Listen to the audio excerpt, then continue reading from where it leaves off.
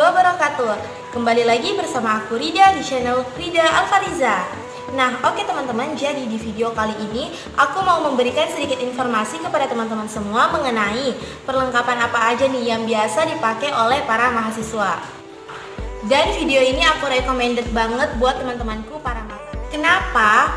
Karena biar kalian itu nggak pusing untuk mikirin perlengkapan apa aja ya yang harus aku punya kalau jadi mahasiswa, apa sama kayak SMA. Nah, untuk menjawab semua kebingungan itu, kita akan membongkar isi tas aku. Dan teman-teman, aku juga mau ngasih tahu kalau aku belanja perlengkapan ini nggak sepenuhnya untuk konten kok, jadi nggak mubazir. Aku juga menggunakan perlengkapan ini karena insya Allah tahun 2020 I will to be mahasiswa. Nah, jadi kita berdoa aja semoga pandemi COVID-19 ini cepat berlalu dan kita bisa melaksanakan kegiatan kita, tugas kita, kewajiban kita seperti normal kembali. Yups, tanpa berlama-lama langsung aja ke inti video. Stay tune terus ya.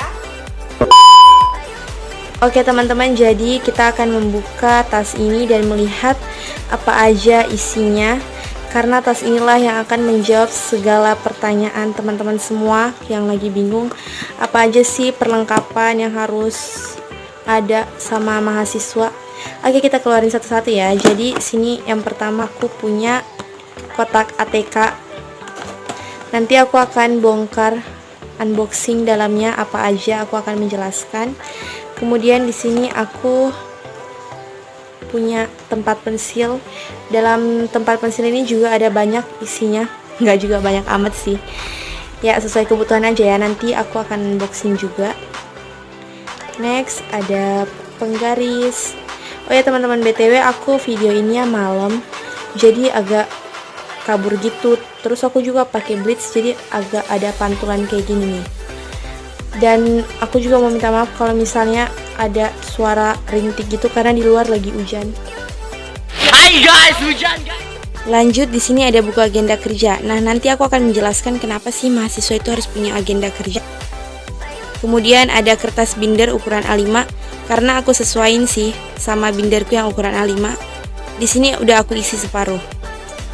Kemudian ada kertas binder berwarna warna pink, tapi ini agak besar, nggak sesuai dengan ukuran A5. Dia ukurannya B5, tapi nanti aku akan potong. Dan yang terakhir, di sini ada buku lagi, kayak buku diary gitu sih. Oke, di sini juga ada clipboard atau papan klip teman-teman. Oke teman-teman, yang pertama kita ke buku dulu. Di sini aku udah punya dua jenis buku yang biasa dipakai oleh mahasiswa. Nah, buku yang pertama adalah buku jenis binder, dan buku yang kedua adalah sejenis buku diary gitu sih, tapi aku nggak tahu nama patennya apa. Yang tahu tolong komen di kolom komentar.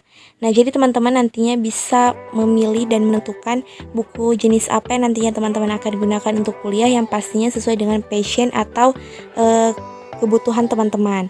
Nah, buku ini memiliki kelebihan dan kekurangan masing-masing. Aku akan menjelaskan kelebihan dan kekurangan dari buku binder dulu. Nah, kelebihan dan kekurangan dari buku binder ini adalah ini bisa diisi ulang teman-teman. Kalau misalnya udah full catatannya, kita bisa mengisi ulang, nggak perlu beli bindernya lagi yang seharga 35. Kita tinggal membeli kertas bindernya kayak gini teman-teman. Nah, jadi ini yang ukuran A5 isi 50 sheet itu harganya 5.000. Jadi menurut aku ini murah banget dan irit sih gitu. Dan teman-teman nggak monoton putih ya, teman-teman bisa mengkreasikan warna isi binder teman-teman itu dengan hijau, kuning, pink, biru gitu. Ini nih warna pink gitu. Tadinya aku mau beli yang ukuran A5, tapi nggak dapat kertasnya yang kayak gini. Cuma ukuran B5 yang aku dapat, tapi nanti aku akan potong. Tapi teman-teman, kekurangannya kalau kita mau nulis, kita itu harus buka dulu kayak gini. Sebab menurut aku susah sih kalau nulis, kita itu kehalang sama besi-besinya yang super duper besar gini. Jadi kita mau nulis, cabut dulu, tulis, kemudian isi lagi.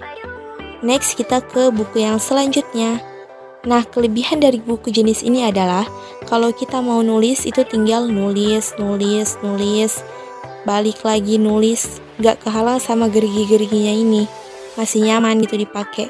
Kemudian kelebihan selanjutnya itu dia nggak gampang ronyok dan bonyok kalau diisi di dalam tas gitu. kayak buku waktu SMA.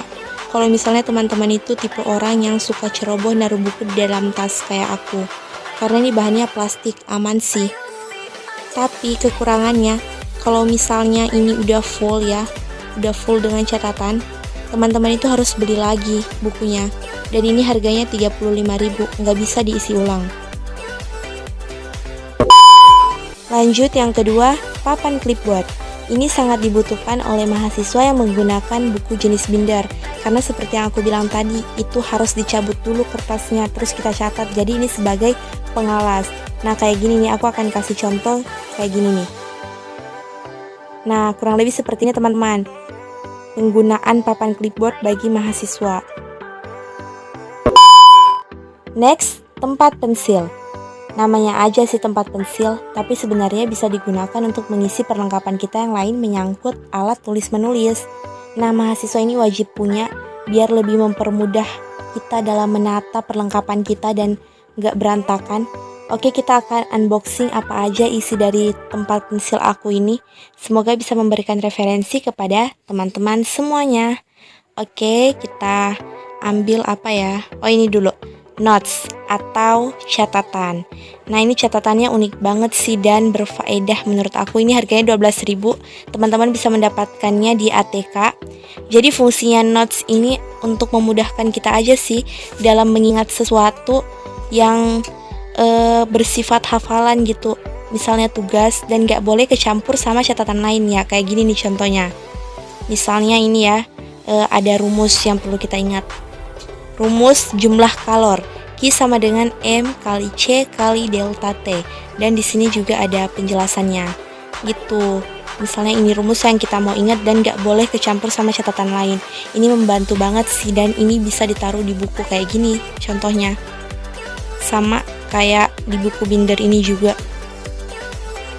Misalnya pemahaman. Sila pertama menjiwai sila kedua, ketiga, keempat, dan kelima. Sila kedua menjiwai sila ketiga, keempat, kelima, dan dijiwai oleh sila pertama dan seterusnya sampai sila kelima. Jadi gitu sih fungsi dari notes ini, unik gitu, jadi membuka wawasan kita lebih kreatif menurut aku. Thank you notes. Oke teman-teman, setelah notes kita keluarkan lagi apa isi dari tempat pensil ini. Oh ya, ada pensil. Kemudian ada penghapus. Kemudian ada salah. Ini bukan penghapus tapi pencacat pensil, kurang fokus. Nah, ini dia baru namanya penghapus. Kalau ada pensil otomatis pencacat sama penghapusnya harus ada dong karena ini satu set. Next di sini ada pulpen, kemudian pasangannya tape X. Pastinya mereka selalu berdampingan ya. Dan di sini ada pembatas kertas gitu. Menurut aku pembatas kertas ini penting banget karena ini amat berfungsi untuk membatasi setiap mata kuliah ya. Kan kalau kuliah itu berbeda dengan SMA, nggak satu-satu buku. Ini satu buku itu ada terdiri dari beberapa mata kuliah. Jadi kayak gini penggunaannya untuk membatasi gitu tiap mata kuliah. Misalnya ini mata kuliah 1, 2, 3, dan 4. Jadi kurang lebih penggunaan pembatas buku itu kayak gini. Keren kan? Jadi teman-teman wajib punya. Kita singkirkan dulu. Next di sini ada gunting ya. Jadi menurut aku gunting ini sangat penting. Sebab ya sediain aja ya.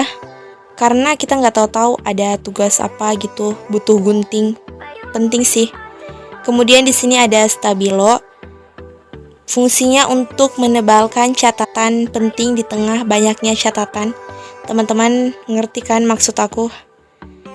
Dan terakhir di sini ada flash disk. Flash disk, wow, pastinya sangat dibutuhkan. Anak SMA aja merasa penting banget punya flash disk, apalagi kita ya, kita. Oke, di sini ada banyak perlengkapan. Menurut aku ini udah bagus banget sih. Dan komplit, teman-teman wajib punya.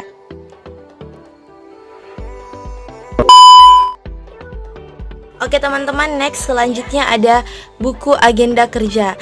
Nah pasti teman-teman pada bingung nih, kenapa sih harus ada buku agenda kerja ini sama mahasiswa gitu ya. Aku akan menjelaskan betapa pentingnya buku agenda kerja ini. Dengarkan penjelasan aku berikut ini.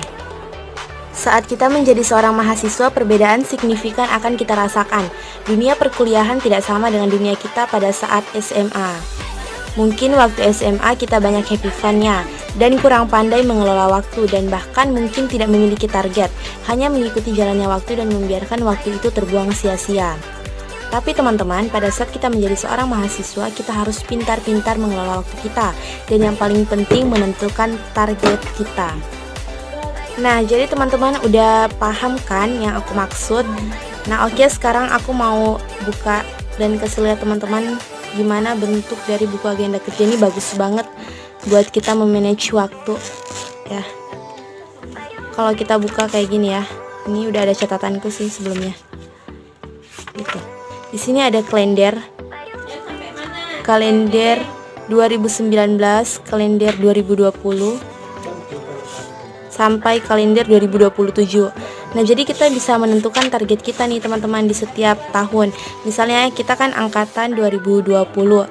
Nah, misalnya satu tahun ini kita mau ngapain gitu, kita pasang target. Kemudian 2021 di semester baru lagi pasang target ya. Pokoknya kita pasang target tiap tahunnya dan menargetkan tahun berapa kita akan lulus gitu. Di tahun ini atau di tahun ini gitu. Nah, kemudian di sini ada catatan gitu. Ini ada plan and memo. Tanggal berapa? Kalian akan menjelaskan situ. Ini bagus banget sih. Kemudian oh ya, di sini juga ada ini. Peta itu, peta dunia, world map. Ya, gitu sih. Jadi gini, keren banget kan? Terus ini ada tempat keren juga sih, bisa naruh foto di situ. Jadi gitu teman-teman. Jadi teman-teman harus pasang target atau rencana gini.